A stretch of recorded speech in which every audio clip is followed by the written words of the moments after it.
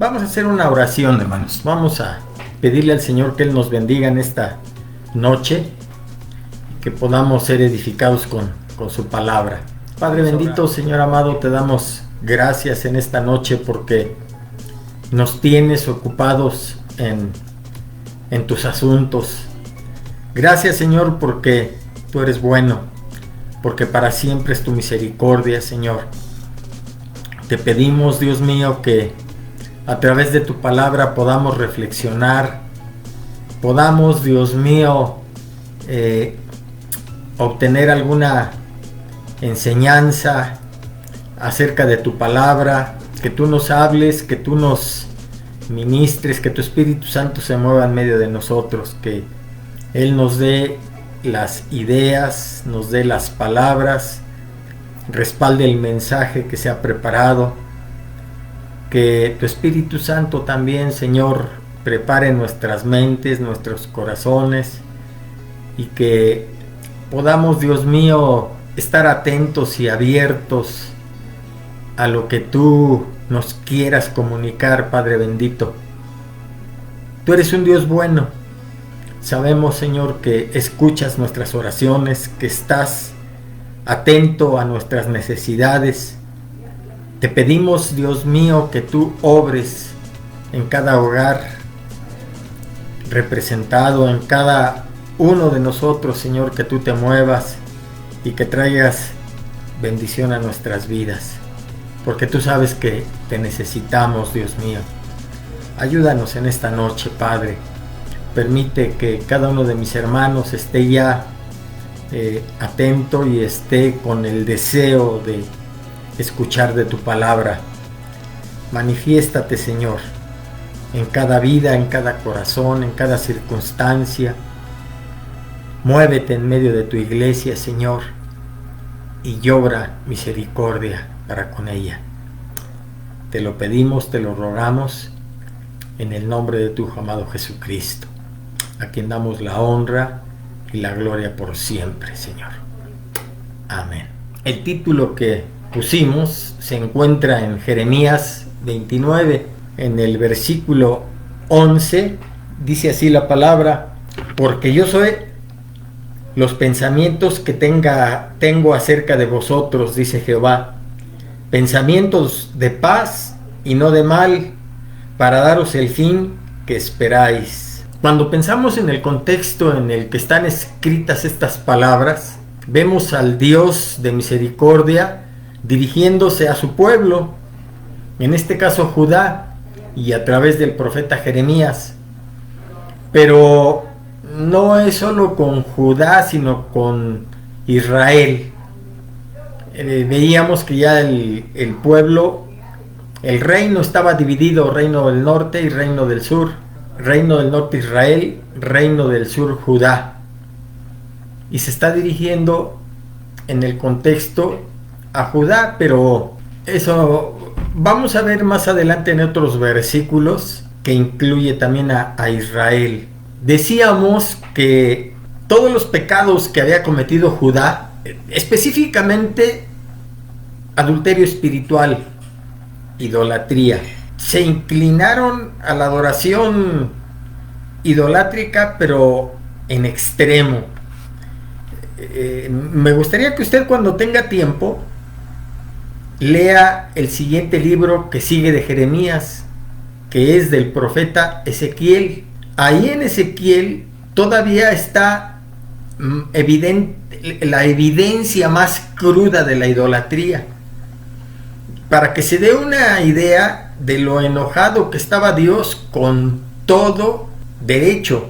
En Ezequiel encontramos cómo el Espíritu Santo nos lleva a revisar el templo, y hay cosas abominables, porque llega un punto que en los sótanos del templo los mismos sacerdotes habían esculpido en las paredes, dibujado en las paredes a sus ídolos. Toda serie de ídolos, reptiles y un sinnúmero de imágenes las cuales Dios había prohibido, y más adelante con detalle va recorriendo y como un documental que nos llevase a ver cada detalle de esa idolatría.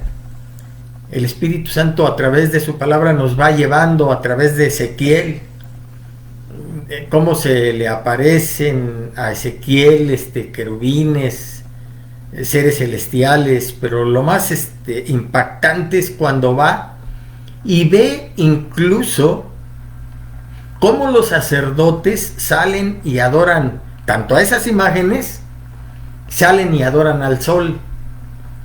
En fin, si usted tiene tiempo, lea Ezequiel.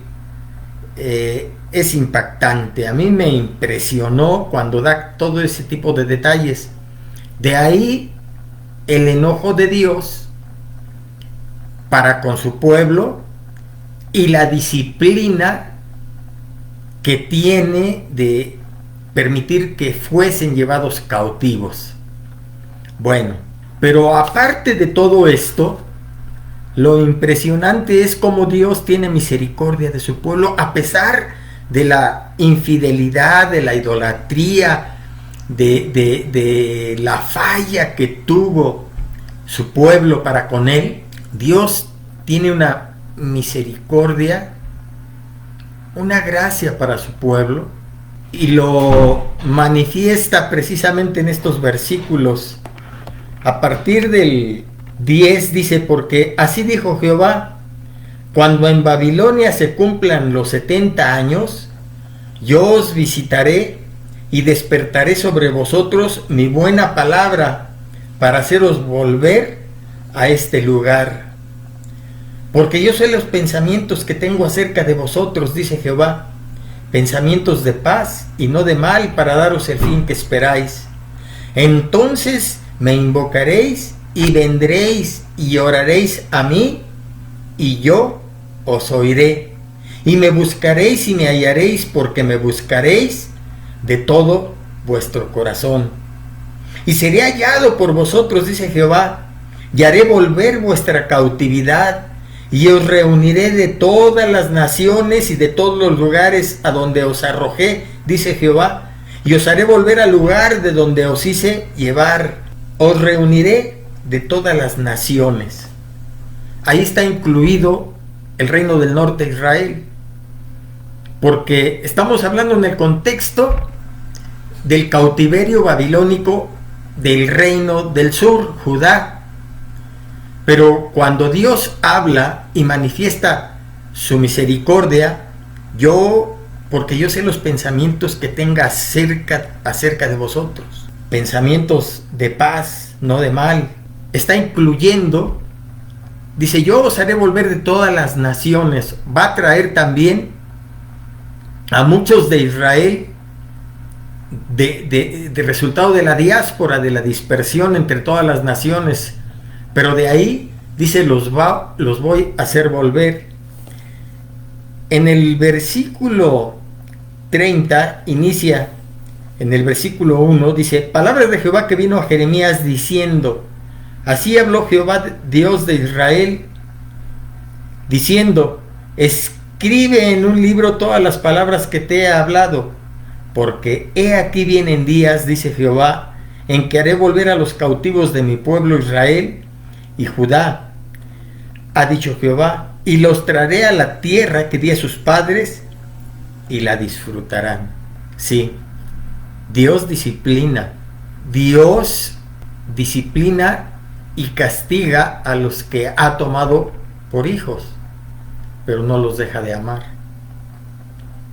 A pesar de la respuesta a su amor de ese pueblo que se volvió idólatra, Dios sigue manifestando su amor. Y si nos vamos ahí mismo en el capítulo 31, vamos a leer del versículo 3 al 6, dice: Jehová se manifestó a mí hace ya mucho tiempo, diciendo, con amor eterno te he amado, por tanto te prolongué mi misericordia. Aún te edificaré y serás edificada, oh Virgen de Israel. Todavía serás adornada con tus panderos y saldrás en alegres danzas. Aún plantarás viñas en los montes de Samaria. Plantarán los que plantan y disfrutarán de ellas, porque habrá día en que clamarán los guardas en el monte de Efraín: levantaos y subamos a Sión, a Jehová nuestro Dios. Y luego nos vamos al versículo 12 al 9. Irán con lloro, mas con misericordia los haré volver, y los haré andar junto a arroyos de aguas, por camino derecho en el cual no tropezarán, porque yo soy a Israel por padre, y Efraín es mi primogénito.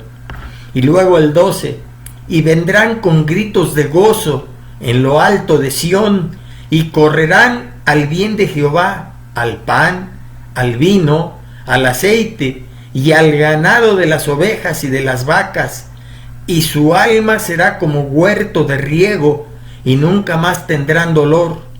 Entonces la Virgen se alegrará en la danza, los jóvenes y los viejos juntamente, y cambiaré su lloro en gozo, y los consolaré, y los alegraré de su dolor. Y el alma del sacerdote satisfaré con abundancia, y mi pueblo será saciado de mi bien, dice Jehová.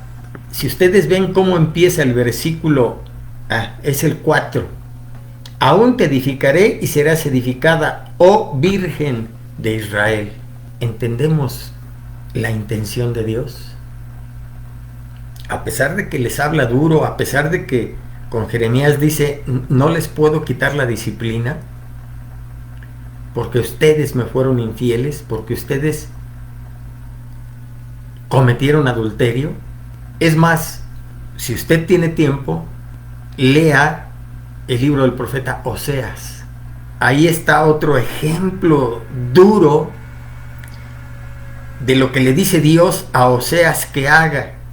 En este libro y en estas lecturas entendemos la intención profunda, espiritual, incomprensible de Dios, porque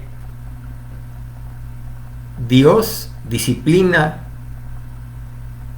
a su esposa mandándola a cautiverio 70 años en Babilonia por su infidelidad. Sin embargo, en este versículo que leímos del capítulo 31 de Jeremías, en el versículo 4 dice: aún te edificaré y serás edificada, oh Virgen de Israel. ¿Cómo la llama? Virgen. En otras palabras, para Dios, aún lo que había hecho lo anula. Dios, en su amor y en su misericordia por su pueblo, por su esposa, ahora la llama Virgen. Y dice que la va a traer de la cautividad y la va a llenar de abundancia, y van a plantar viñas y van a comer del fruto de la tierra. ¿Por qué hago alusión a todo esto? Porque todo esto manifiesta la misericordia, la gracia y el amor. Con amor eterno te he amado, por tanto te prolongué mi misericordia. Es lo que le está diciendo a su pueblo: con amor eterno te he amado, por tanto te prolongué mi misericordia. Entonces, para Dios, ahora ese pueblo infiel ya no lo es. Incluso ahora se dirige a su pueblo como una virgen pura.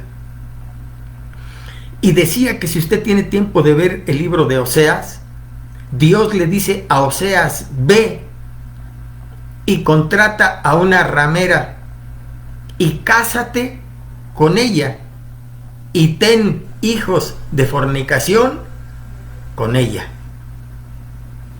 Es un libro sumamente duro, que si usted no lo ha leído en alguna ocasión, léalo.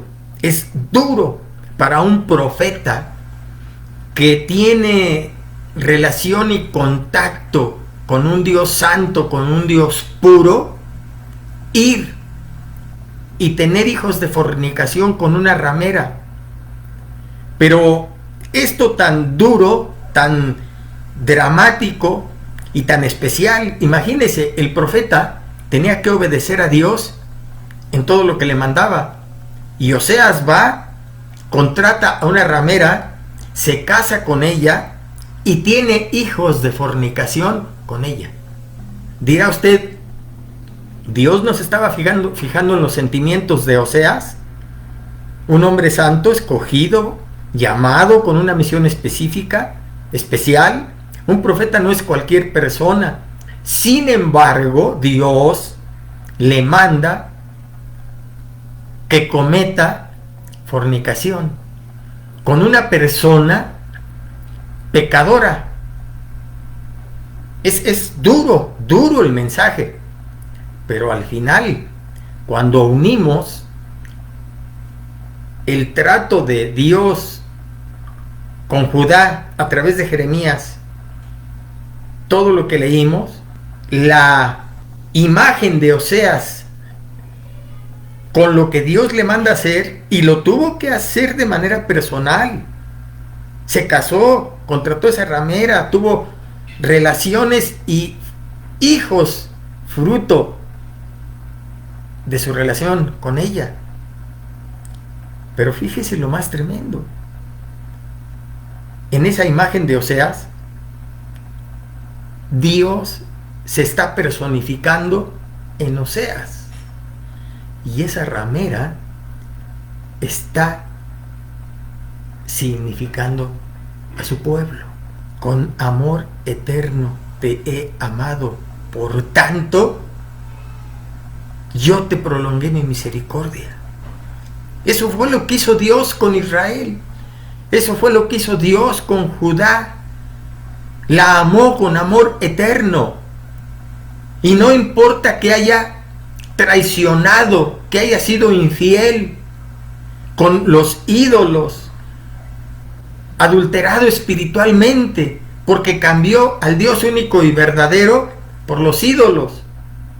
Era una ramera, porque también habíamos leído anteriormente que Jeremías se manifiesta calificando a Judá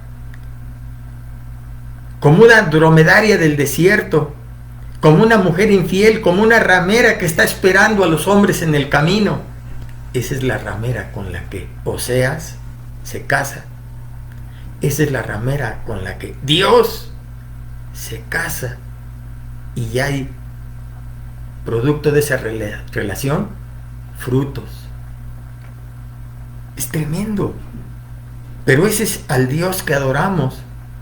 Un Dios que dice, con amor eterno te he amado, por tanto te prolongué mi misericordia. Dicho todo esto, es la base para preguntarnos si esto le pasó a su iglesia infiel, que de alguna manera Israel y Judá están significando a la iglesia de hoy. La iglesia de hoy es un símil de Israel y de Judá. Estamos viviendo tiempos de apostasía. Estamos viviendo lo que la palabra de Dios nos establece que pasará en los últimos días. Estamos viviendo los días de Noé. Violencia, apostasía, idolatría, ningún temor de Dios, ateísmo, y todo esto va a ir creciendo a la par. El mundo tiene que reaccionar ante esto que Dios está haciendo para llamarle la atención. Nosotros como iglesia comprendemos porque conocemos lo que la palabra de Dios establece que va a pasar. Y hemos mencionado que estamos en estos albores de lo que proféticamente ya Dios ha establecido. Este acontecimiento, esta pandemia, es el inicio de muchas cosas que vendrán.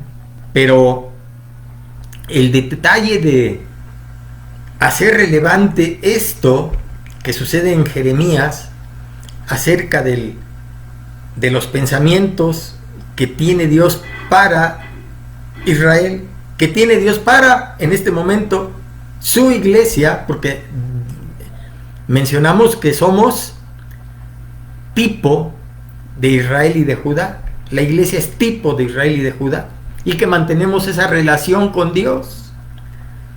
Y también para su iglesia son estas palabras: porque yo sé los pensamientos que tengo acerca de vosotros, pensamientos de paz y no de mal. Con amor eterno te he amado, por tanto te prolongué mi misericordia. Jeremías le dijo al pueblo antes de ser llevado cautivo: estos son los motivos por los cuales Dios les establece disciplina, pero Dios los va a regresar del cautiverio. Y me manda a mí para decirles que se arrepientan. El cautiverio es la disciplina que Dios les... y es imposible ya de quitarse. Pero si ustedes se arrepienten, Dios los va a llevar a un país extraño. Pero si ustedes se arrepienten, aún en ese país extraño, Dios los va a bendecir. Dios va a estar con ustedes. Y van a plantar en aquel lugar viñas. Y van a tener familia. Y van a orar por el lugar a donde Dios los ha llevado, van a orar para que en ese lugar Dios envíe paz. Si ustedes oran por la paz de ese lugar, esa paz los va a alcanzar también a ustedes. Entonces, si en aquel lugar sirven a Dios siguiendo sus estatutos, sus mandamientos, y lo buscan y le alaban y se comportan conforme a sus preceptos, Dios los va a bendecir allá. Aún en esos 70 años de cautividad en tierra extraña, Dios va a estar con ustedes, porque Dios es fiel.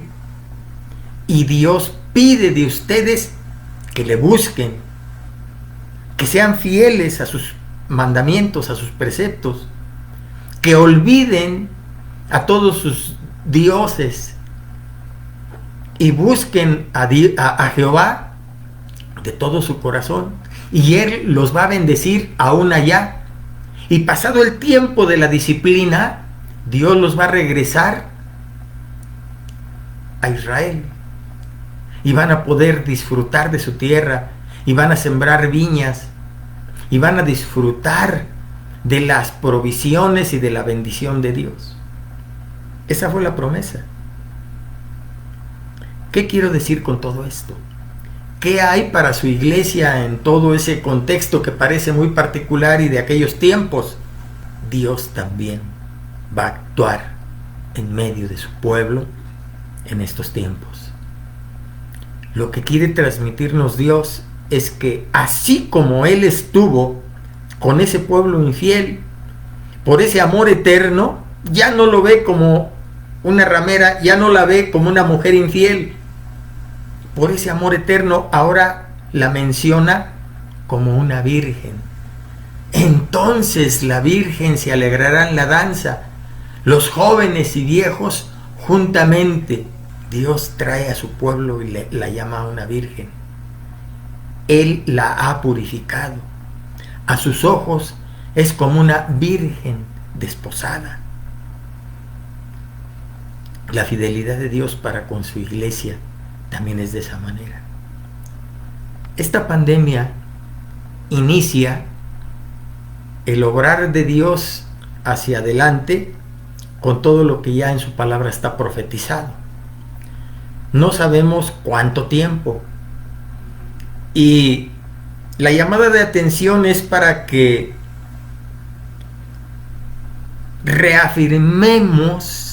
nos reafirmemos en el carácter de Dios. Porque así como a pesar de las culpas de Israel, Dios lo amó con amor eterno. y lo ve de una manera como solo Dios puede verlo, una virgen pura. Esa misma misericordia Dios la quiere aplicar a su iglesia.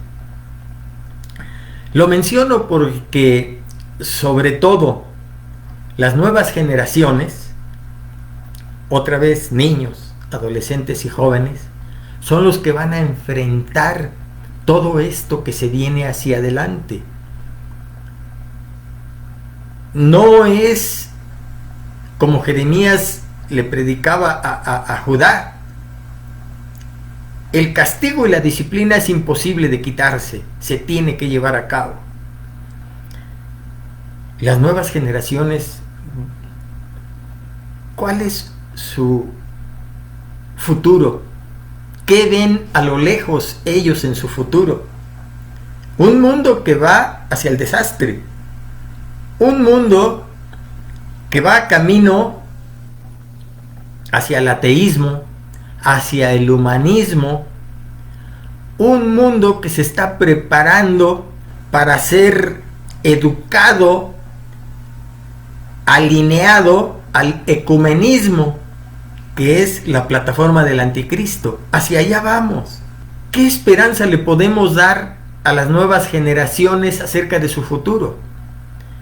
No es un futuro promisorio, sino todo lo contrario.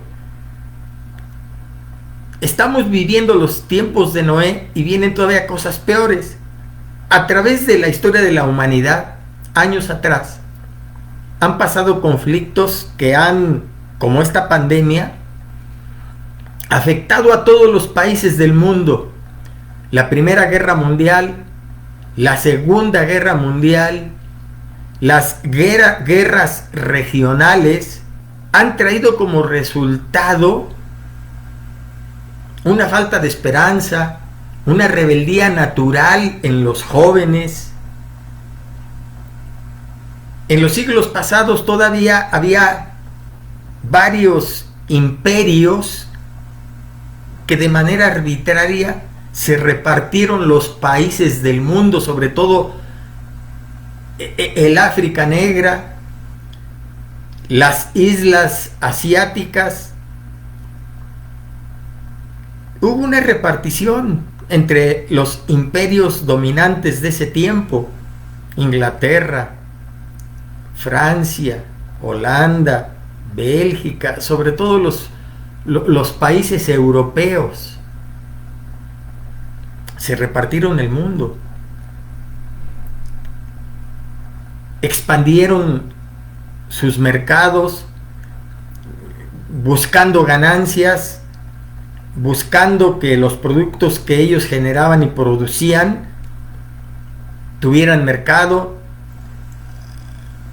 adueñándose de los países para allegarse materias primas. En fin, una repartición injusta, autoritaria. Nunca pensaron en las consecuencias, en los sentimientos de las personas que vivían en esos países. Ellos llegaron y se adueñaron. Ahí están fruto de todo eso lo que es Sudáfrica, lo que es varios países que pertenecían a Bélgica, que pertenecían a Holanda, que pertenecían a Portugal. Todavía hay reminiscencias. Aquí en América todavía tenemos pegado a nosotros, a nuestro territorio, ahí en Quintana Roo, una Belice, que también fue un territorio que nos fue quitado. Más abajo estaban las Guyanas francesas, las Guyanas holandesas. Los imperios eran autoritarios. Ahí están las Malvinas en Argentina, que recién hubo el conflicto, pero como potencia Inglaterra se apropió de. En fin, todo un sinnúmero de regímenes autoritarios y que como resultado de todos esos conflictos era la repartición de poderes. Los conflictos de las guerras mundiales era un conflicto de intereses económicos.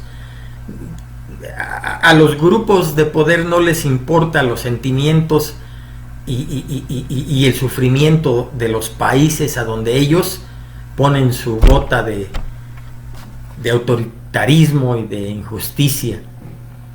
Las guerras marcando la lucha de poder y la hegemonía regional y la guerra de Vietnam y en fin, podemos seguir enumerando todo esto.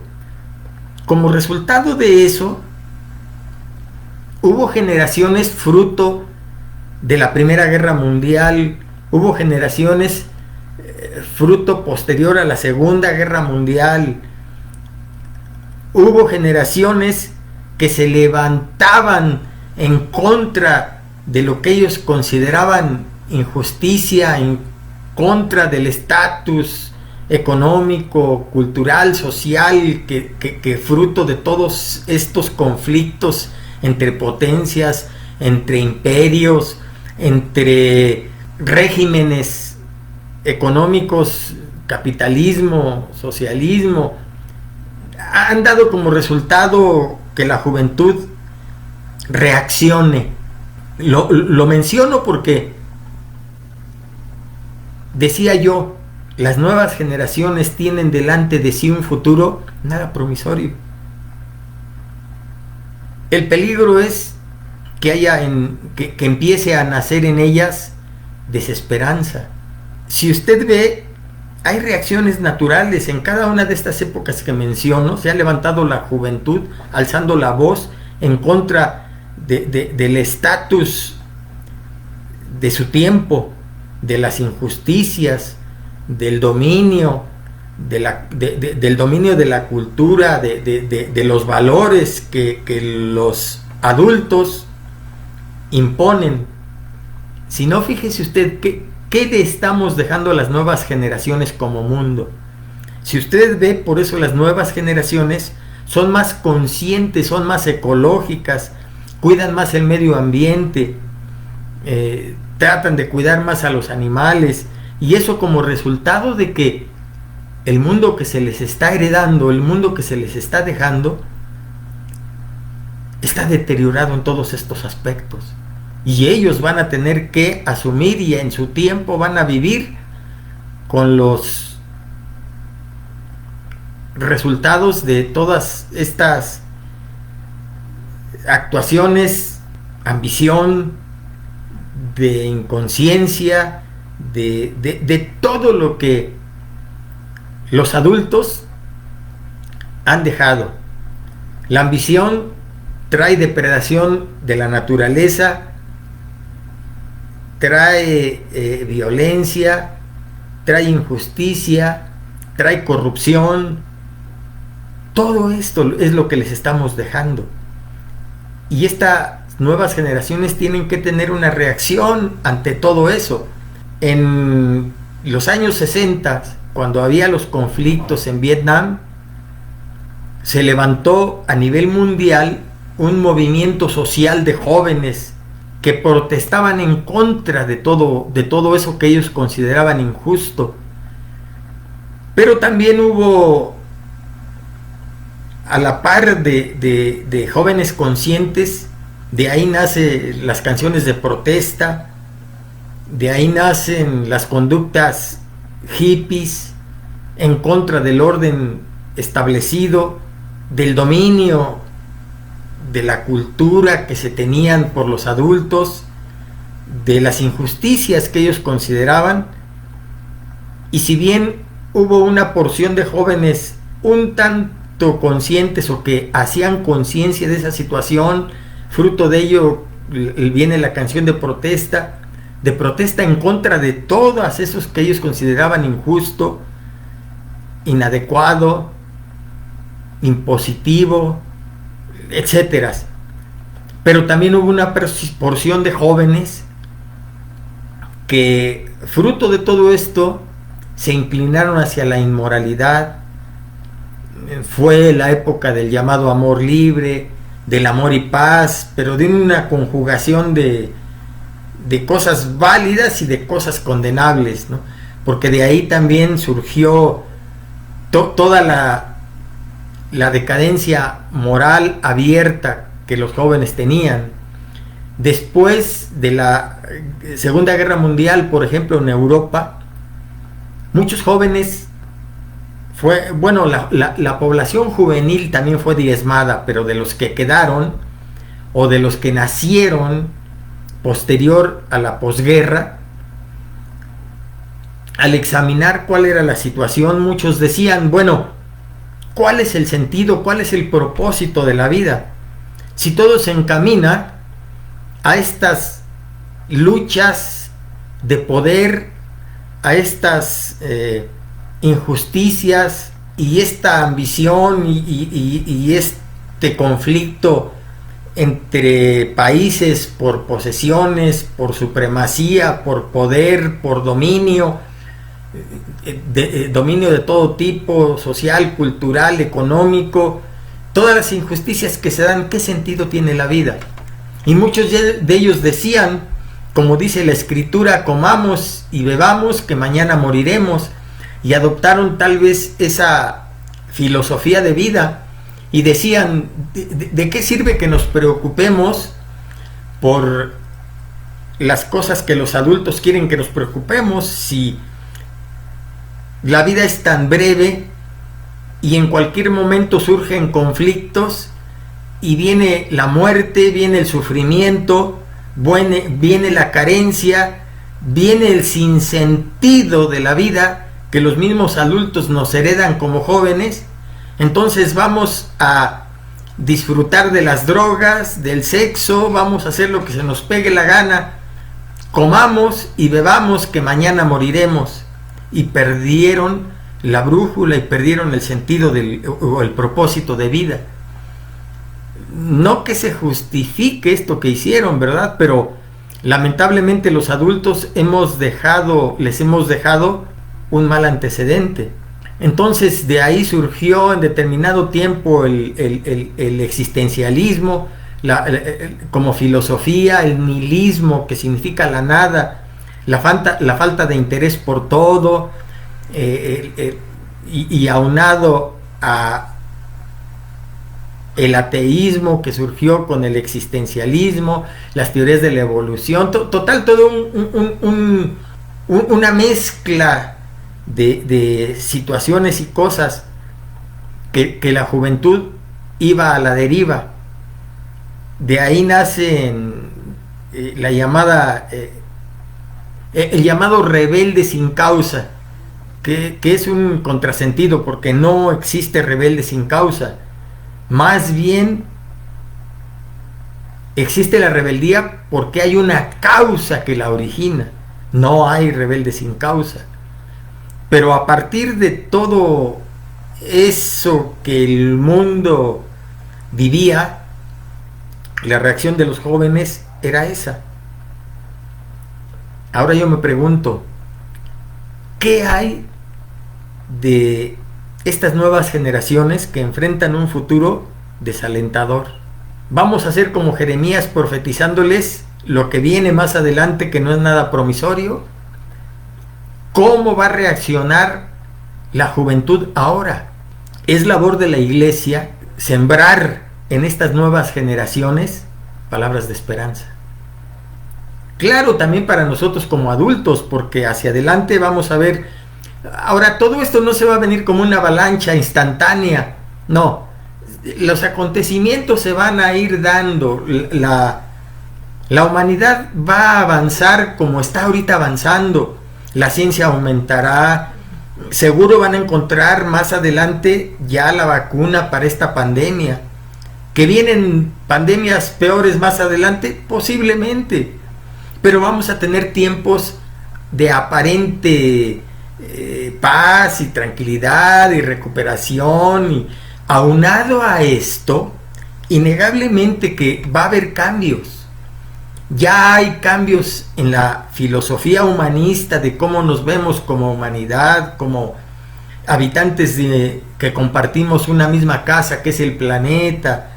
y que esta pandemia ha originado que seamos más conscientes, que tratemos a nuestros semejantes con más consideración, etcétera, etcétera, etcétera, cosas que se van a ir dando como resultado de esta experiencia, cosas que son para bien, pero no perdamos de vista, Satanás va a seguir trabajando, la humanidad se va encaminando hacia lo profetizado. Hemos mencionado al ecumenismo como plataforma que se tiene que construir, y lo siguiente va a ser eso. Innegablemente esto trae como consecuencia una polarización de la sociedad a nivel mundial. Ya no los sistemas económicos que seguimos teniendo, pero con modificaciones. Para resumir, únicamente va a haber dos clases sociales: la élite que tiene el poder y una clase abajo. Las clases medias van a desaparecer. Si usted ve, uno de los conflictos que a nivel mundial tenemos es la inequidad en la distribución de los bienes, y nuestro país no está exento de eso. Unas pocas familias mantienen el poder económico y cada vez crece más la desigualdad y cada vez crece más el número de pobres. Hay una inequitativa distribución de la riqueza, y eso es a nivel mundial. Pero hacia donde nos dirigimos va a suceder eso. Van a desaparecer las clases medias.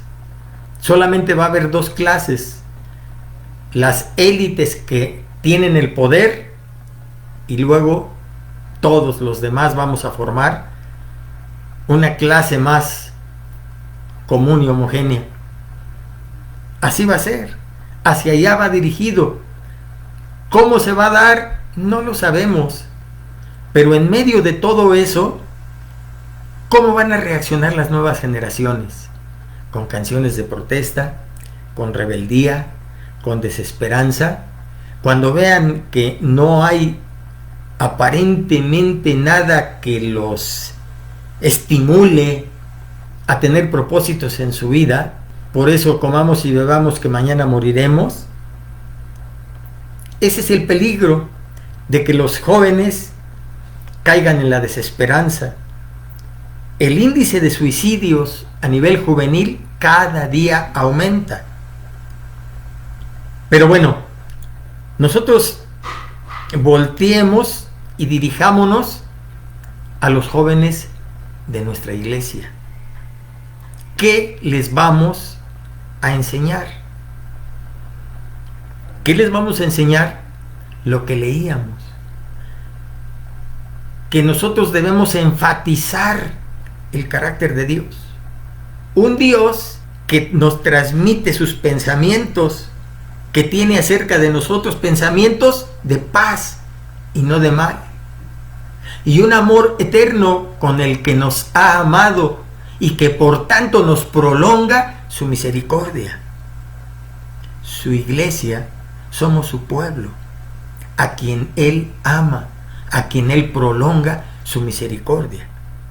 Sí hay un futuro para los que temen a Dios. Los principios establecidos en su palabra no van a variar. El sentido y el propósito que tiene la vida no han variado. En su palabra nos los establece en Eclesiastés, y los consejos de Proverbios. ¿Cuál es el sentido de la vida? Siguen siendo los mismos. Y dice la Escritura, y el fin de todo el discurso es este: teme a Dios y guarda sus mandamientos, porque eso es el todo del hombre. Esos principios no cambian.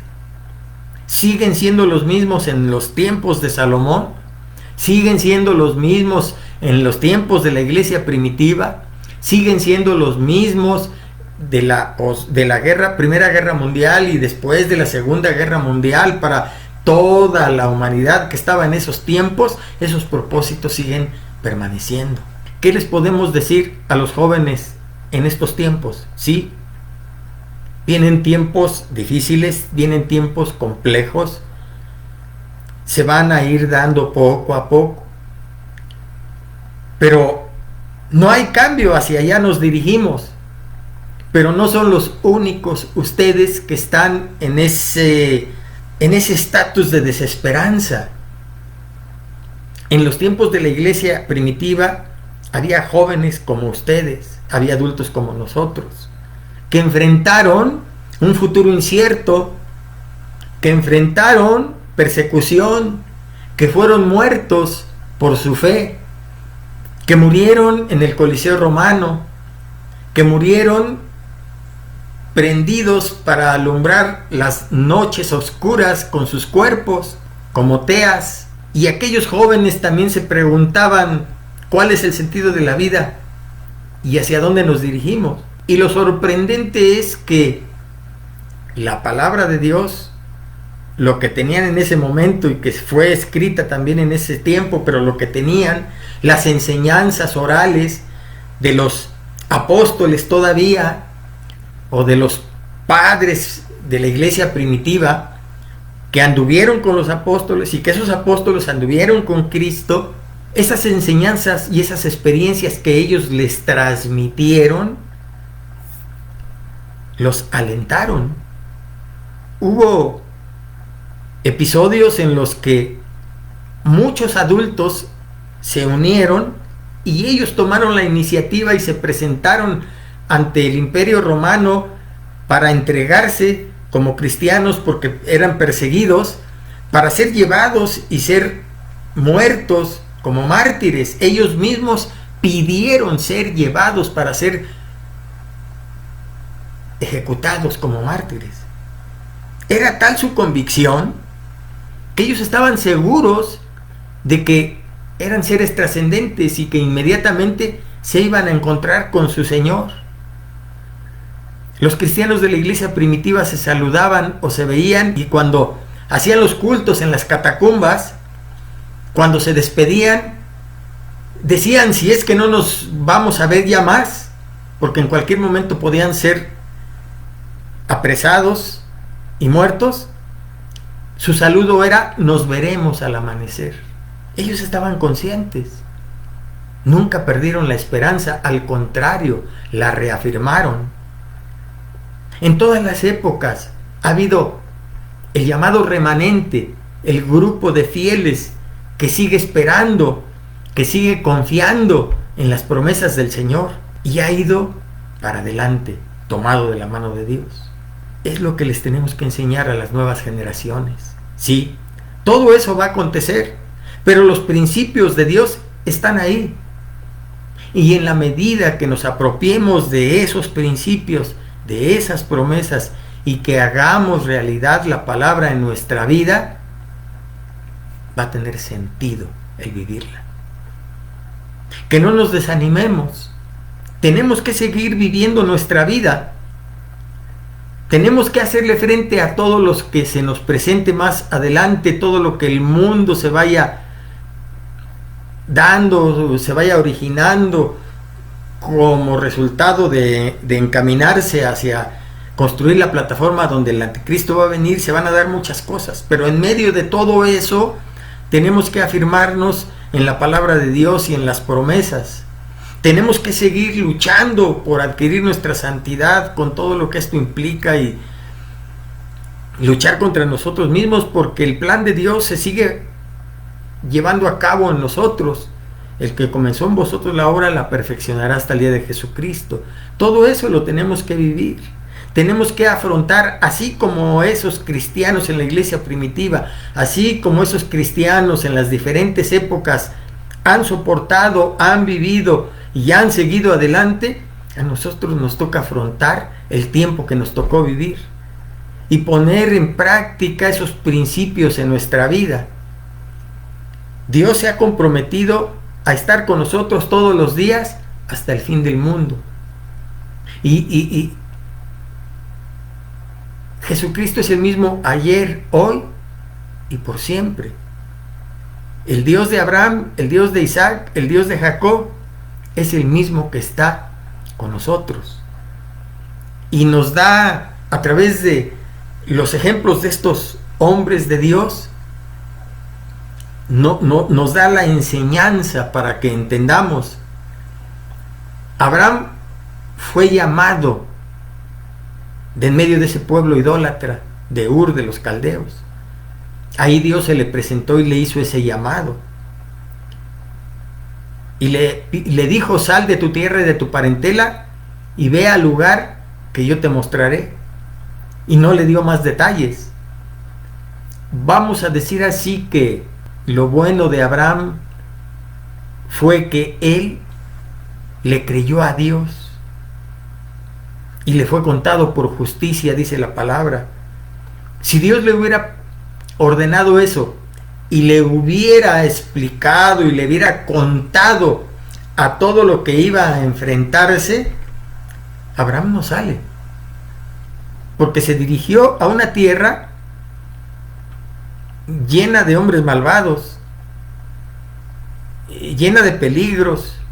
Tuvo que dejar la seguridad del lugar a donde lo conocían, a la familia, a lo seguro, a lo cómodo, y tuvo que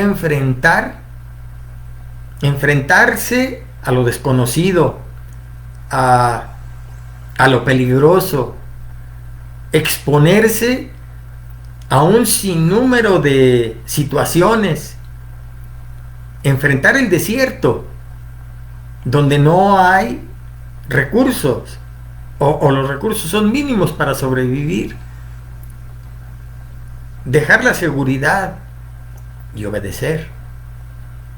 Incluso más adelante tuvo que enfrentar la hambruna y tuvo que recurrir a Egipto, pues no era nada agradable cuando lo vemos así.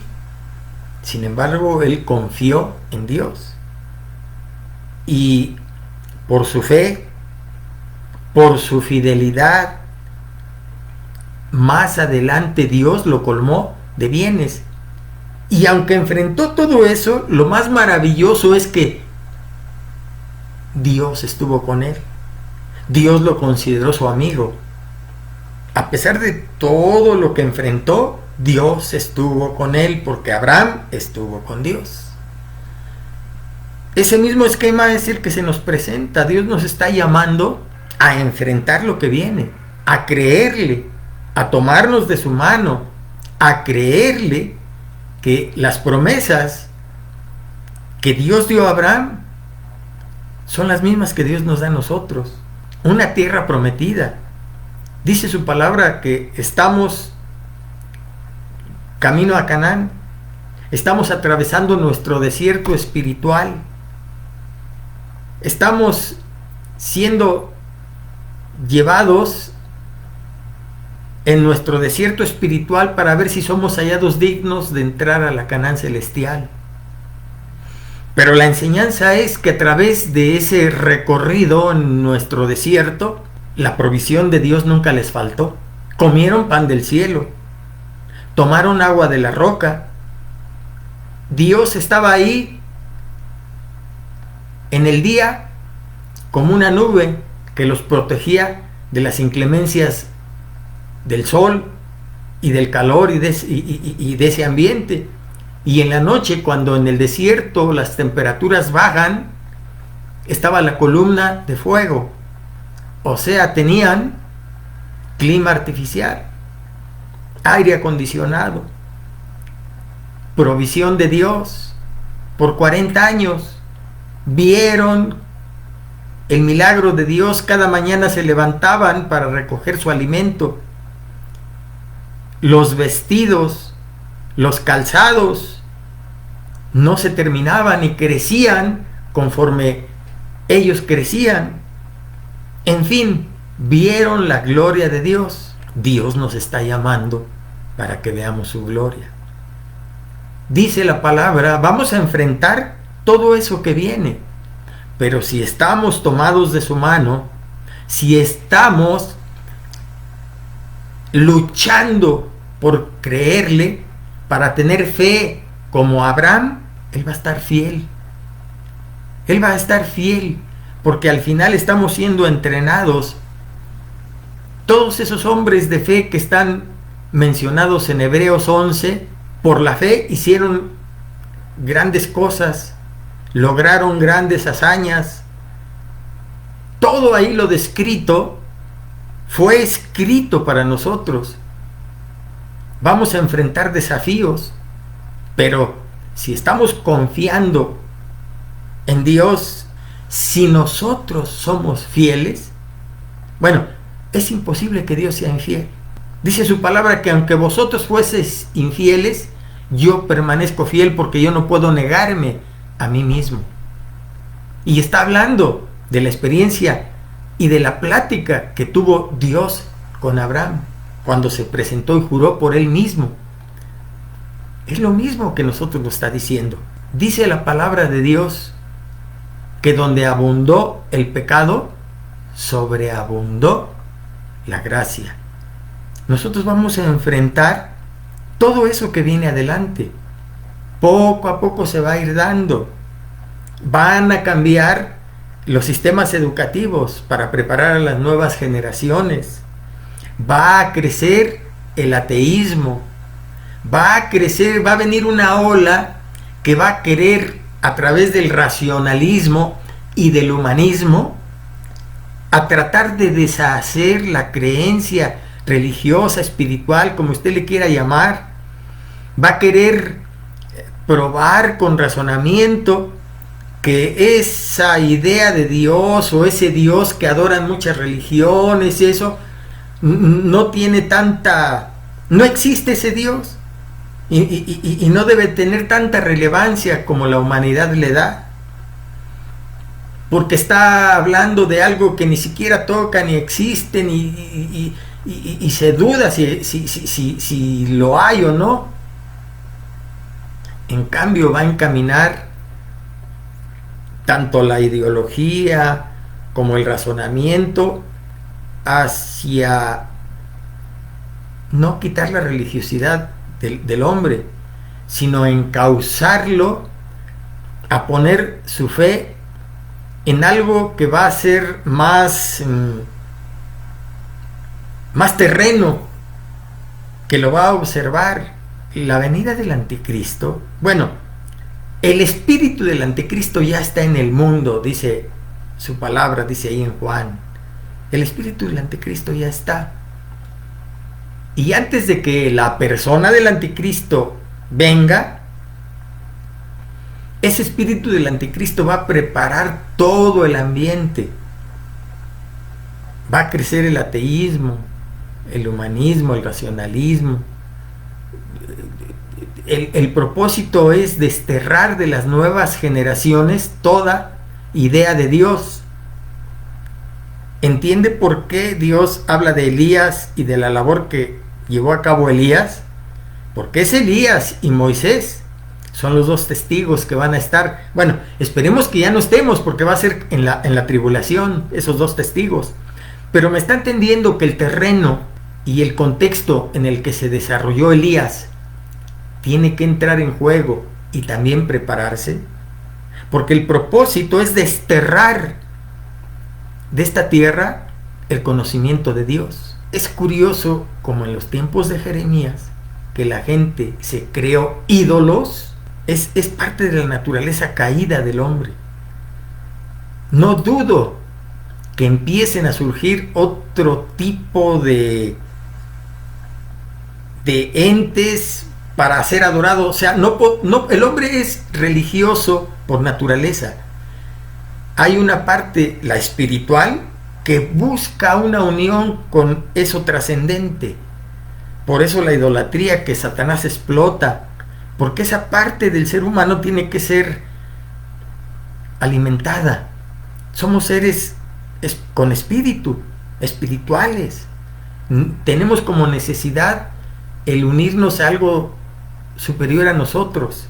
Por eso la religión, por eso la idolatría. Pero ahora tiene que darse ese aspecto espiritual, pero de una manera más sofisticada. Yo no dudo, mire, con todo el advenimiento de estas cosas que están por venir, muchas cosas van a salir otra vez a hacerse actuales. Dijimos que el ecumenismo va a tomar cada día más importancia, y las estrategias para establecerlo no es desapareciendo del todo la religión, sino darle una transformación. Una de las cosas que están ahí latentes y que no dudo que va a empezar a surgir es la nueva era. La nueva era, con todas sus mezclas de paganismo, o va a unir las cuestiones o los conceptos orientales de esoterismo con las cuestiones autóctonas de los pueblos indígenas, y le van a dar un carisma de nueva filosofía. Es bien curioso. Por ejemplo, la gente que tiene formación científica, que tiene carreras, por lógica, se cierran a las cosas espirituales, porque para ellas no pueden estas ser examinadas con la razón, y se vuelven ateas. Se cierran a todo mensaje del Evangelio, de la palabra, de la Biblia.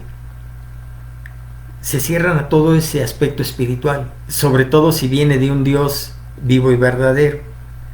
Pero se abren a todo aquello que viene del maligno, al esoterismo, a la metafísica, a todo ese aspecto negativo de ocultismo. A eso se abren.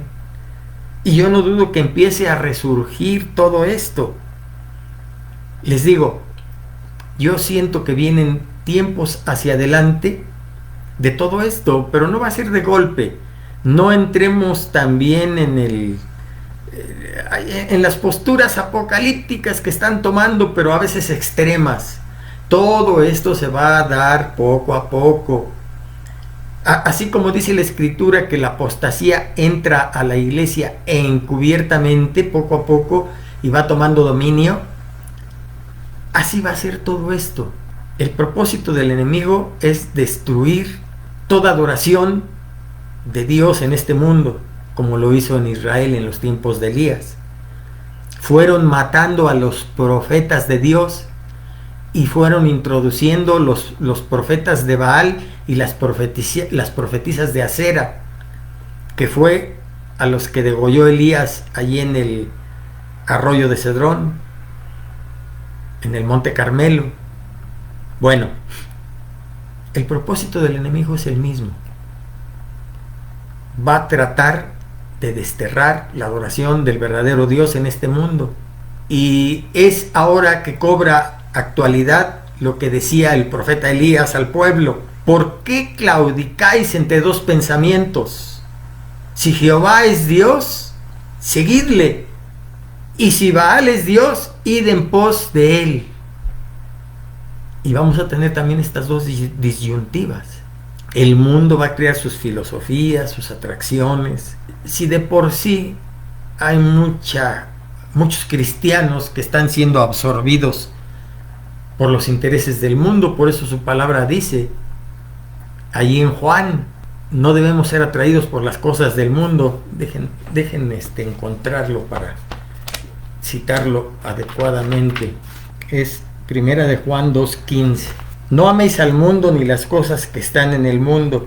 Si alguno ama al mundo, el amor del Padre no está en él. Porque todo lo que hay en el mundo, los deseos de la carne, los deseos de los ojos y la vanagloria de la vida, no proviene del Padre, sino del mundo. Y el mundo pasa y sus deseos, pero el que hace la voluntad de Dios permanece para siempre. Van a surgir un sinnúmero de cosas en este mundo que van a ser atractivos para todos, no solo para las nuevas generaciones, para todos. Pero ahí está el Señor. El que hace la voluntad de Dios permanece para siempre. Son momentos en que debemos de, tanto nosotros como los jóvenes, plantearnos: los principios de Dios están ahí. Y aunque vengan cambios, aunque vengan situaciones que cada día se van a ir elaborando en el mundo, construyendo en el mundo, y nosotros formamos parte de este mundo, pero no somos del mundo. Hoy, más que nunca, estamos obligados a poner en juego los principios de Dios en nuestra vida. Dios se ha comprometido a estar con nosotros, si somos fieles, si somos obedientes. Dios se compromete con el que se compromete con Él. Sí es cierto que Dios escucha a todos los que cumplan las condiciones. Si alguien viene humillándose delante de Dios, Dios lo escucha. Pero Dios no tiene compromisos con quien no hace compromisos con Él. Y nosotros hemos hecho compromisos con Él. Nosotros somos sus hijos. ¿Usted cree que un padre no va a contestar las necesidades de su hijo? Las promesas de Dios siguen siendo para nosotros. Vamos, para terminar, a leer en Mateo 6:25 lo que dice el Señor, porque estas promesas siguen siendo válidas, sobre todo para estos tiempos que vienen. En Mateo 6:25 dice el Señor: por tanto os digo, no os afanéis por vuestra vida, qué habéis de comer o qué habéis de beber, ni por vuestro cuerpo, qué habéis de vestir. ¿No es la vida más que el alimento y el cuerpo más que el vestido? Mirad las aves de los cielos, que no siembran, ni ciegan, ni recogen en graneros, y vuestro Padre Celestial los alimenta. ¿No valéis vosotros mucho más que ellas? ¿Y quién de vosotros podrá, por mucho que se afane, añadir a su estatura un codo? Y por el vestido, ¿por qué os afanáis? Considerad los lirios del campo, cómo crecen, no trabajan ni hilan. Pero os digo que ni aun Salomón, con toda su gloria, se vistió así como uno de ellos. Y si la hierba del campo, que hoy es y mañana se echa en el horno, Dios la viste así, ¿no hará mucho más a vosotros, hombres de poca fe? No os afanéis pues diciendo qué comeremos o qué beberemos o qué vestiremos, porque los gentiles buscan todas estas cosas, pero vuestro Padre Celestial sabe de qué tenéis necesidad de todas estas cosas. Mas buscad primeramente el reino de Dios y su justicia, y todas estas cosas os serán añadidas. Así que no os afanéis por el día de mañana, porque el día de mañana traerá su afán. Basta a cada día su propio mal. Mas buscad primeramente el reino de Dios y su justicia, y todas estas cosas os serán añadidas. Ese es el secreto que nos da el Señor. Buscad primeramente el reino de Dios y su justicia, con todo lo que implica. Y Dios se compromete a estar con nosotros.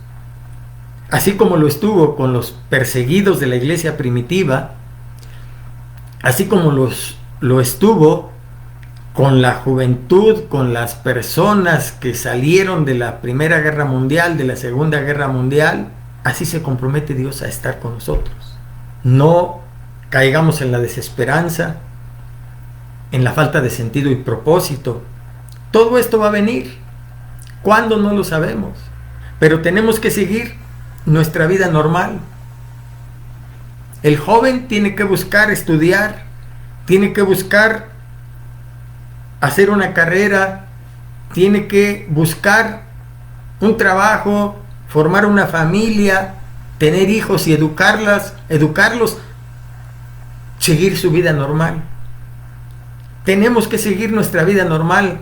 No nos atormentemos que viene el anticristo, que viene la tribulación, que ya estamos en esto, que se ha ido a esos extremos en la actualidad con esta pandemia. Innegablemente todo eso va a venir. No sabemos cuánto dure, cuánto tiempo. Nosotros no nos angustiemos ni perdamos el sueño y nos preocupemos de más y antes de tiempo. Mejor paraos, como dice el Señor, y estad firmes. Erguid vuestras cabezas, pues porque nuestra redención está cerca. Más bien tomar esa actitud, una actitud de lucha. Las mismas palabras que le dijo Dios a Josué, nos las dice a nosotros. Los mismos principios que cada uno de los hombres de Dios en su tiempo tuvo que poner en juego, Dios nos llama en nuestro tiempo a ponerlos en juego. Paraos y estad firmes. Erguíos, levantad vuestras cabezas, porque vuestra redención está cerca. Portaos varonilmente.